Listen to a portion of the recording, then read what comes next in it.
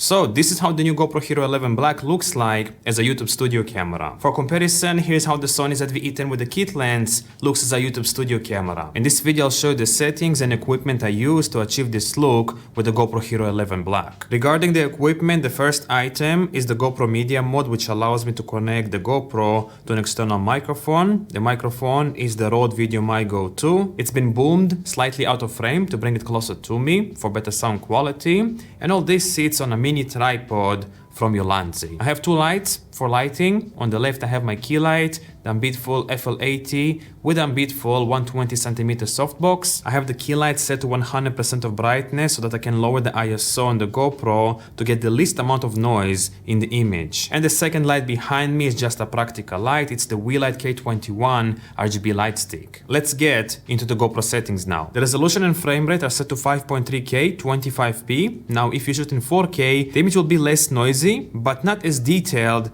as if you shot in 5.3K. And because I have a fairly powerful lighting in my studio, I'd rather film in 5.3K rather than 4K for a more detailed image. I would recommend switching to 4K if you're going to shoot in a darker environment with not so powerful lighting. For a more natural field of view, the lens is set to linear. Because the camera is mounted on a tripod, Hyper Smooth is completely turned off. 10-bit is enabled because I enjoy color grading my images. The bitrate is set to high to achieve the best image quality possible. The shutter speed is set to half the frame rate or 1/50. Because my light is 5500 Kelvin, I have set the white balance to that value. The ISO minimum maximum value has been set to 100. As a result, I have set the brightness of my key light to 100%, which I never do. So if you want to get the best image quality possible out of your GoPro when filming in a studio, you'll have to use very powerful lights. Sharpness is set to low because I prefer to add sharpness in post. Color is set to flat because it looks the best in my opinion. I've made a whole video about GoPro color profiles, you can check it out